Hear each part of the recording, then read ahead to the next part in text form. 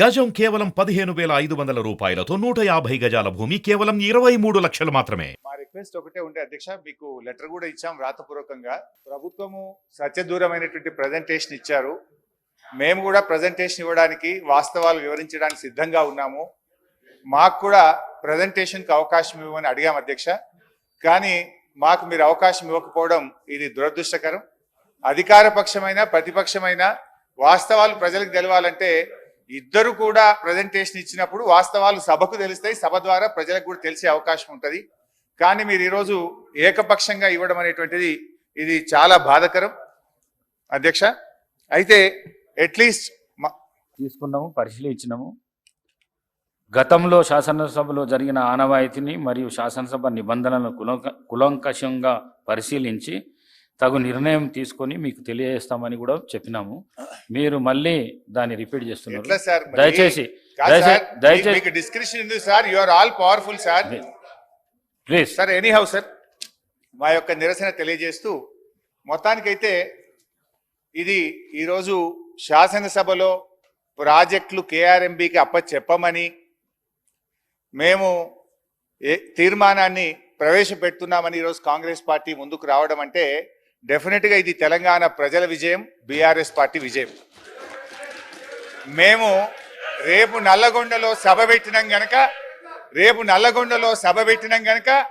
ఇవాళ ముందు రోజే సభలో తీర్మానం పెట్టి వాళ్ళు చేసిన తప్పులను సవరించుకున్నందుకు ఒక నిమిషం వారు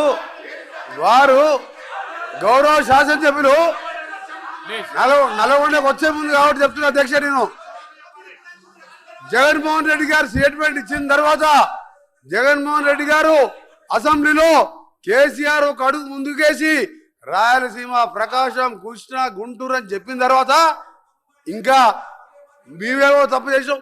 జగన్మోహన్ రెడ్డి చెప్పిండు, గౌరవ ముఖ్యమంత్రి గారు చెప్పిండు. మీకు ఒకటే చెప్తున్నా అధ్యక్ష, మా గౌరవ మంత్రివారు ఉత్తమ్ కుమార్ రెడ్డి చెప్పాను, మీకు ఏమన్నా నల్గొండ కాదు కదా, నల్గొండ రావాలంటే మన 60 రోజుల కింద ఎన్నికలు 60 రోజుల కింద జరిగిన అధ్యక్ష.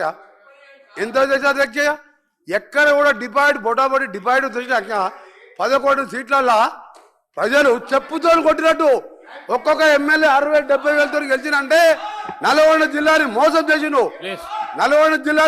చేసిండు కాబట్టి ఆ విధమైన రిజల్ట్ ఇచ్చాను. ఇవాళ అధ్యక్ష, ఆ రోజు మా జిల్లాకు చెందిన మంత్రి ఉన్నట్టు దగ్గర 10 ఏళ్ళు ఇవాళ సభలో లేడంటే మొఖం లేక జగదీష్ రెడ్డి గారి గౌరవ శాసనసభ్యుడు మొఖంలో లేడు. ఎందుకంటే కేసీఆర్, హరీష్ రావు, జగదీష్ రెడ్డి కలిసి మా జిల్లాని నాశనం చేసిండు. దక్షిణ తెలంగాణ నాశనం చేసి ఇవాళ మంచినీళ్ళు లేక అధ్యక్ష ట్యాంకర్లతోని ఇవాళ మళ్ళా ఫ్లోరైడ్ నీళ్ళు తీసుకొచ్చే అధ్యక్ష మాది 2004లో కాంగ్రెస్ ప్రభుత్వం వచ్చినప్పుడు సాగర్కి వెళ్ళి తీసుకొచ్చి కృష్ణా వాటర్ తాగిన వాళ్ళం. ఇవాళ వీళ్ళ పుణ్యం అని వ్యవసాయం మర్చిపోండి, తాగటానికి నీళ్ళు లేక ఫ్లోరైడ్ నీళ్ళు అధ్యక్ష. అందుకనే క్షమాపణ చెప్పాలి. ఇదే కేసీఆర్ గారు బయలుదేరే ముందు ముక్కు నేలకు రాసి నల్గొండ జిల్లాలో ఎంటర్ చేయాలని చెప్పి అదే మరొకసారి చెప్తున్నా. మీరు జగన్మోహన్ రెడ్డి గారు స్టేట్మెంట్ తీసిన తర్వాత మీ తలకాయ ఎడబెట్టుకుంటారు. జగన్మోహన్ రెడ్డి గారు స్టేట్మెంట్ జగన్మోహన్ రెడ్డి స్టేట్మెంట్ ఇన్నదా మినిస్టర్ గారు మధ్య అధ్యక్ష మా పల్లా రాజరెడ్డి గారు ఒకసారి అధ్యక్ష పల్లా రాజశేఖర గారు గౌరవ శాసనసభ్యులు మా ఉత్తమ్ కుమార్ రెడ్డి గారు మాట్లాడుతున్నప్పుడు ఆయన ప్రాజెక్టు మాట్లాడేక్ష ఆయనకి ఏం చెప్పదు అధ్యక్ష. ఆ ప్రాజెక్టులు 2014 రాజకీయాలు వెళ్ళాడు, ఒక ఇంజనీరింగ్ కాలేజీలో మేనేజరు, ఆయనకి అధ్యక్ష ప్రాజెక్టు గురించి ఆయన మధ్యలో మాట్లాడతాడు. అందుకని చెప్తున్నాం అధ్యక్ష, మళ్ళీ డిమాండ్ చేస్తున్నాం, క్షమాపణ కాదు, తల తిరిగి నల్గొండ జిల్లా ప్రజలు నల్గొండ జిల్లా పెట్టే కాలు పెట్టి అర్హత కూడా లేదని చెప్పి కేసీఆర్ గారికి మరొకసారి హెచ్చరిక చేస్తున్నాం. హరీష్ రావు గారు ప్లీజ్